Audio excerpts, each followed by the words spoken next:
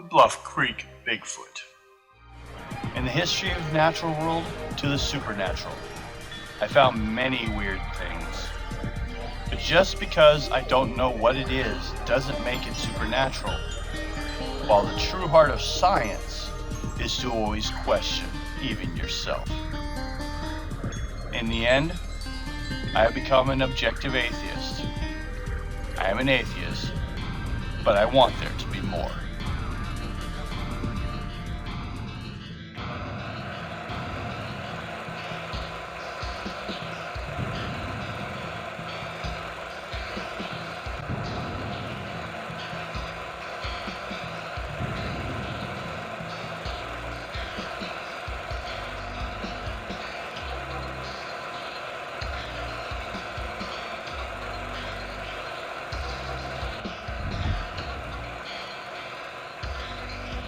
Now, before we go too deeply into this encounter, which is known more by other names, I will mention the sightings of the Bluff Creek Bigfoot began long before its more memorable sighting.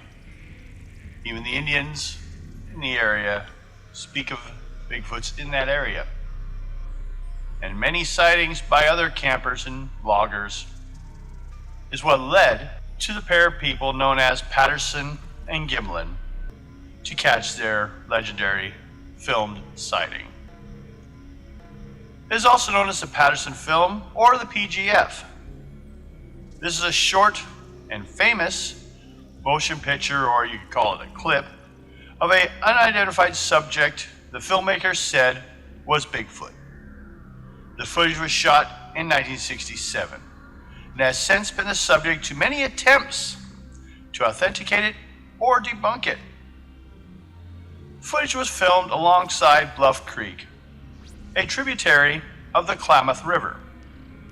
The film site is roughly 38 miles south of Oregon and 18 miles east of the Pacific Ocean. The film alleges to depict a large female Bigfoot known informally as Patty, as is looking back at Patterson and Gimlin. In the early afternoon of Friday, October 20th, Patterson and Gimlin were riding generally northeast, upstream, on horseback, along the East River of the Bluff Creek. At sometime between 1:15 and 1:40 p.m., they came to an overturned tree with a large root system at a turn in a creek almost as high as a room. When they rounded it, there was a log jam left over from the flood of '64, and then they spotted a figure behind it. Nearly simultaneously, it was either crouching beside the creek to their left or standing there. On the opposite bank, Gimlin later described himself in a mild state of shock after first seeing the figure. The figure had walked away from them to a distance of about 120 feet before Patterson began to run after it. The resulting film is initially quite shaky until Patterson got about 80 feet from the figure. At that point, the figure glanced over its right shoulder at the men, and Patterson fell to his knees. To researcher John Green, Patterson would later characterize the creature's expression as one of contempt and disgust. You know, that's just the way it felt. Shortly after this point, the steady middle portion of the film begins, containing the famous look back. Patterson had turned a total of about 3 times. The other times, therefore, being before the film began and or while he was running with his finger off the trigger. Shortly after glancing over its shoulder on film, the creature disappeared behind a grove of trees for about 14 seconds, then reappeared in the film's final 15 seconds.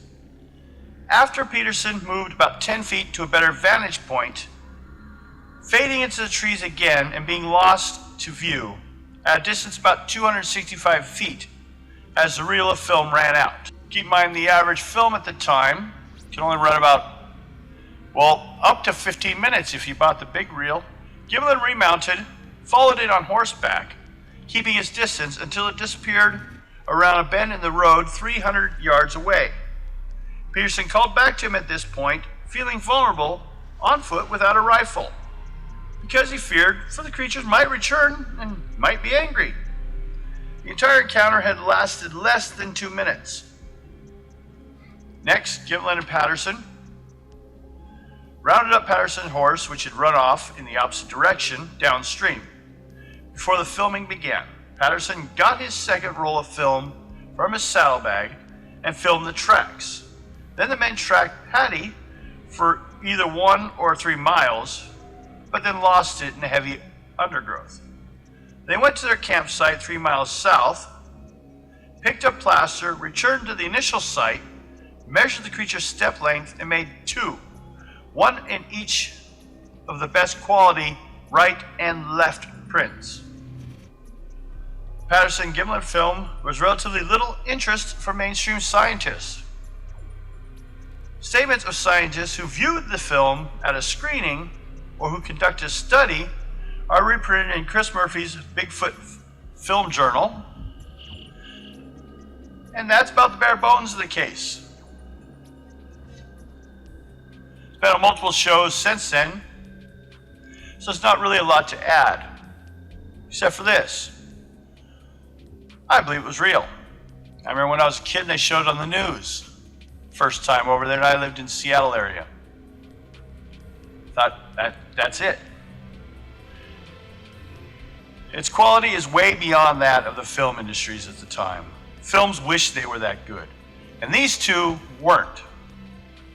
They were great explorers, living out there in the woods, campers. But they didn't have the ability to make these costumes, nor did they even know who to get a hold of to have it done for them. None of them either made the money to have done so. And if you've ever tried to film something out in the middle of nowhere, it's really difficult quick. Where the most incredible costuming and crews of people and equipment can still end up looking like crap. But these two alone, or even if they secretly had a group of people they could have afforded. They couldn't have afforded 2 greater people.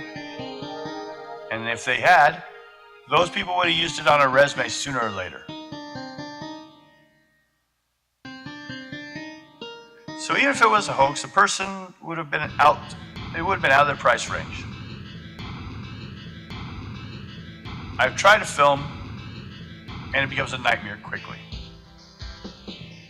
But I'm simply content, because I've heard all the hoax reasons and their explanations. And half the time, their explanations to me seem as much as proof as they say it's not. Simply put, I believe this is simply video proof of Bigfoot. Thank you.